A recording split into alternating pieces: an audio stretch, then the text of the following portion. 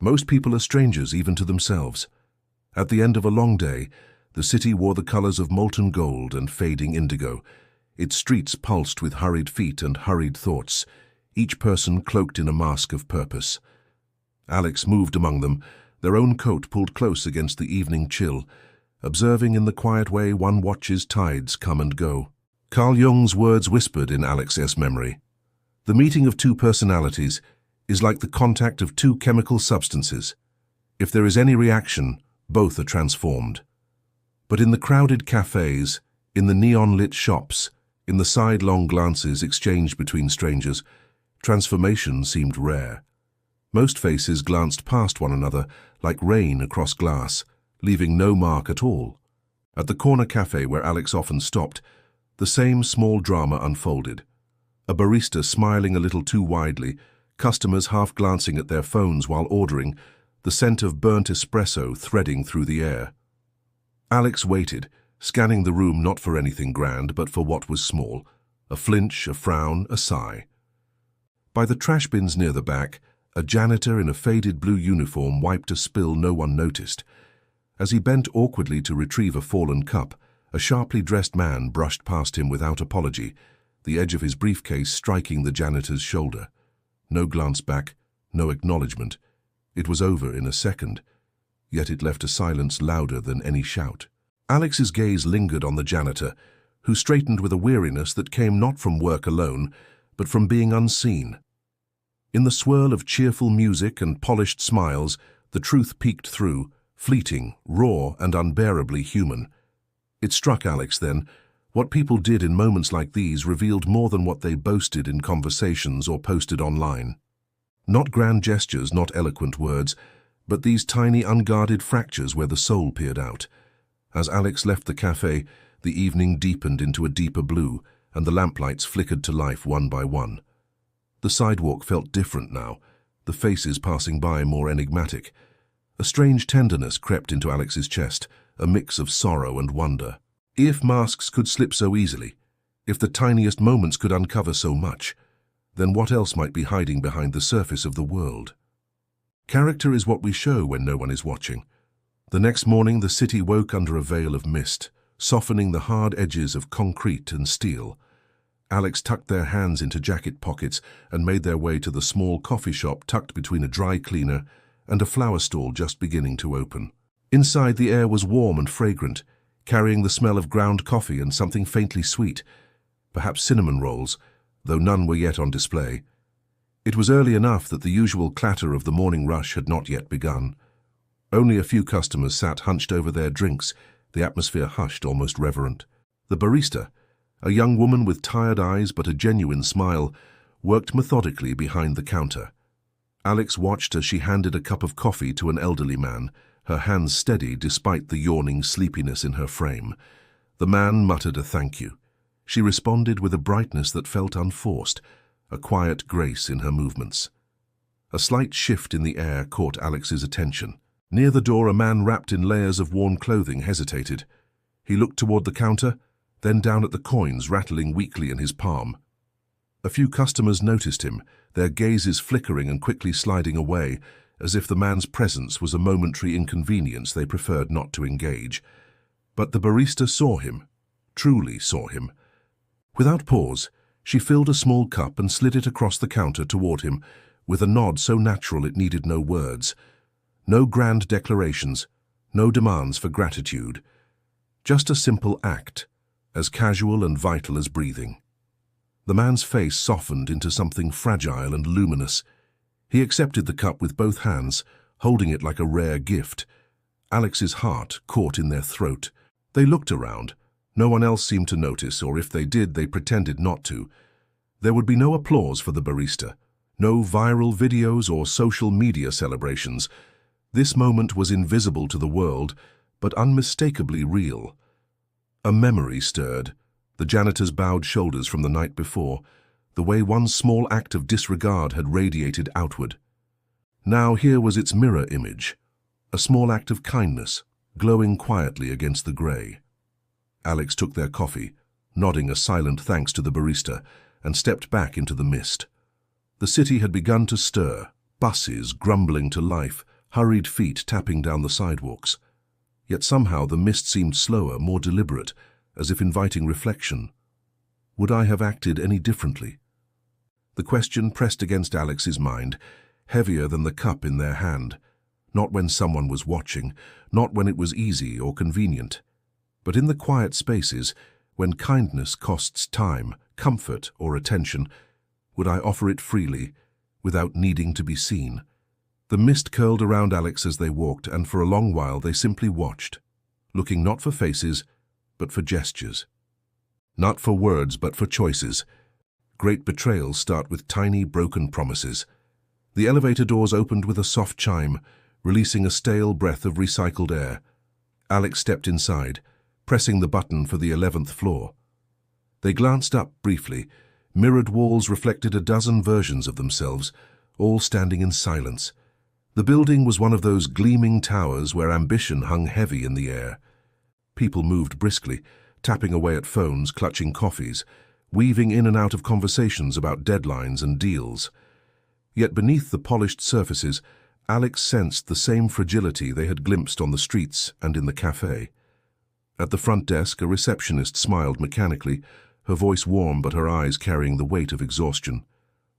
A man in a tailored suit breezed past her, promising over his shoulder, "I'll send those documents this afternoon."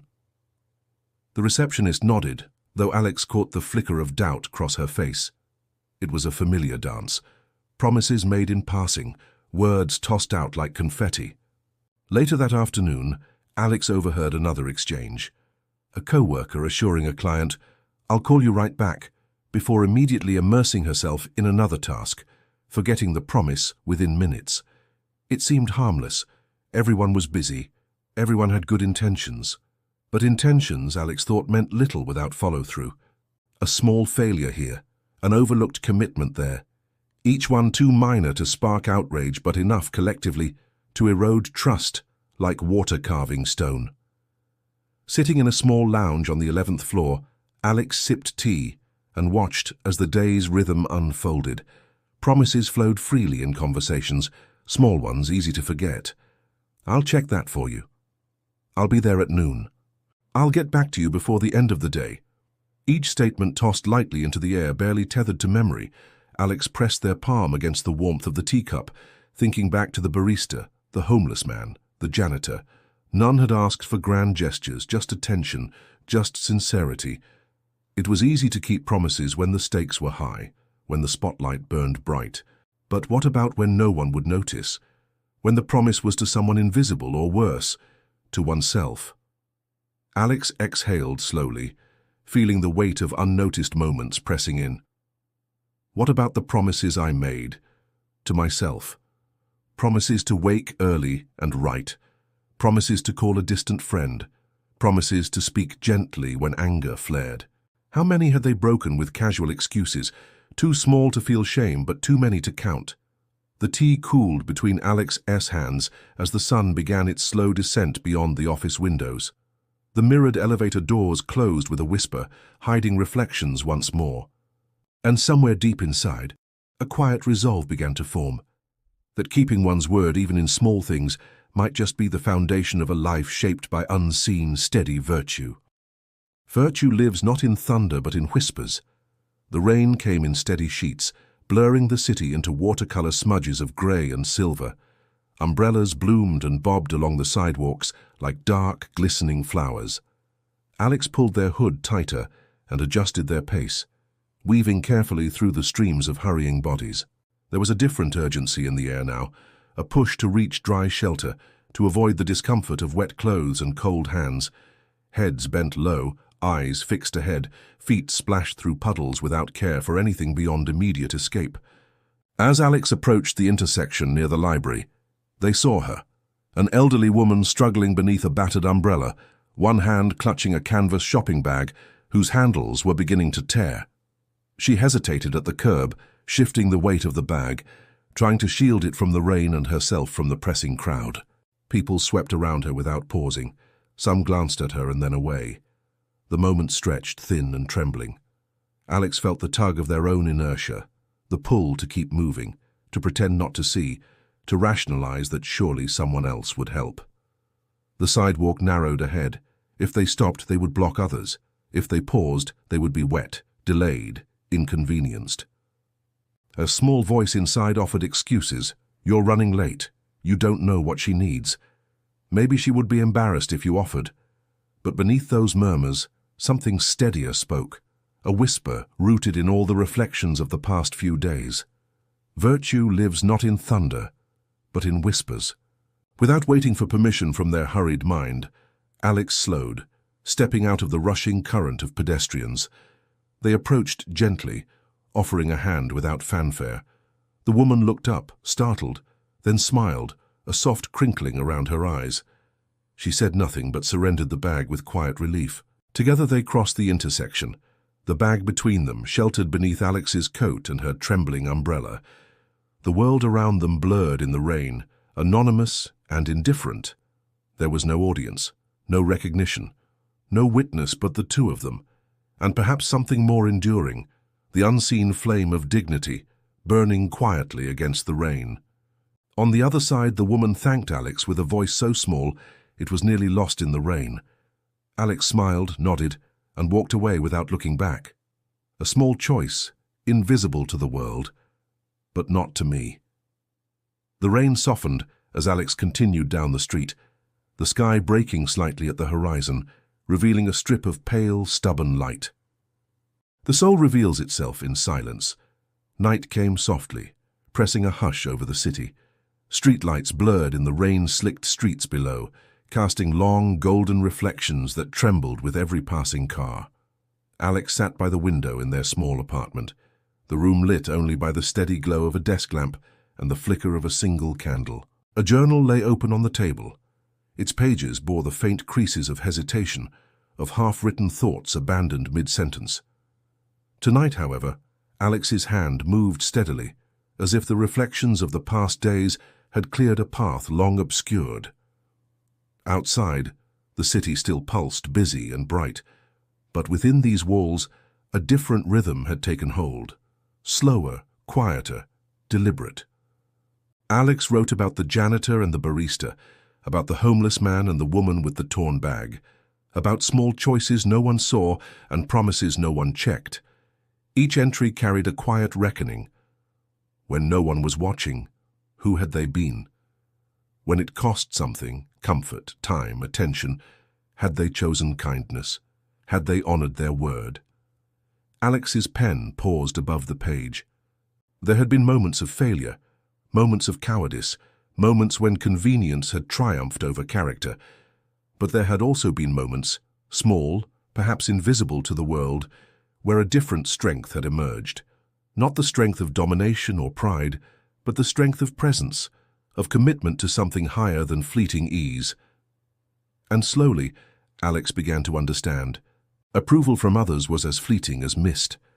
Authenticity was not a garment to be worn for display, but a fire tended quietly within. It didn't need applause. It didn't demand validation. It simply asked to be lived. Alex closed the journal gently, the candlelight catching the edge of a satisfied smile. Perhaps the only approval I ever needed was my own. In the stillness that followed, Alex felt no need to check their phone, no urge to announce revelations to the world.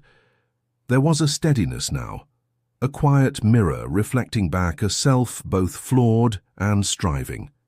And in that striving, something precious. The candle guttered slightly as a breeze brushed the window pane. Alex leaned back, letting the silence settle around them like a warm, familiar cloak. Tomorrow would come, and with it, more choices, more invisible moments. But tonight, in the hush between heartbeats, clarity bloomed like a star against a velvet sky. What burns within matters more than what shines without. Morning unfurled slowly across the city, wrapping the world in a soft gold that touched rooftops, dew-laden grass, and the edges of every window pane. Alex stepped into the park near their apartment, breathing in the crisp, clean air that always seemed to linger longer in the early hours.